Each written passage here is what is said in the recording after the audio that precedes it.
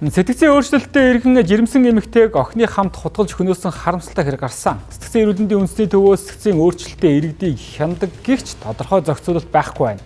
Энэ нь сэтгцийн өөрчлөлтөд иргэдийг хянах тогтолцоо шаардлагатай байгааг харуулж байна.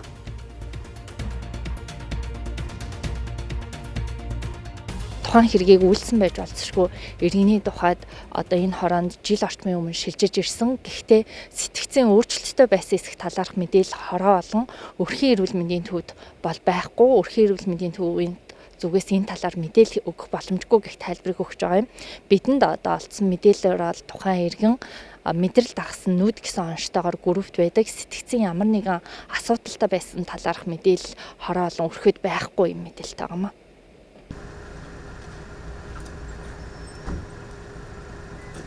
Тэгэхээр тухайн хэргийг үйлсэн байж болзошгүй иргэн бол гэртээ ганцаараа амьдардаг байсан 48 настай гэх мэдээлэл байгаа. Харин сэтгцийн өөрчлөлтөд байсан эсэх талаарх мэдээлэл хороо болон одоо хөрш иргэдэд бол төдийл байхгүй байгаа юм. Энэ нь иргэд сонор сэрэмжтэй байх, ийм хэрэг гарахаас урьдчилан сэргийлэх боломжийг олгоогүй, ийм хэрэг гарах нөхцөлийг бас бүрдүүлсэн байж болзошгүй байнамаа. Иймээс одоо иргэдэд энэ төрлийн мэдээллийг өгөх, сэтгцийн өөрчлөлтөд иргэдэд тавих харна хяналтыг сайжруулах шаардлагатай байгааг бодит байдал харуулж байна. Өөрөөр хэлбэл хэрэв таны хөрш сэтгцийн өөрчлөлттэй бол үүнийг мэдэх ямар ч боломжгүй байна.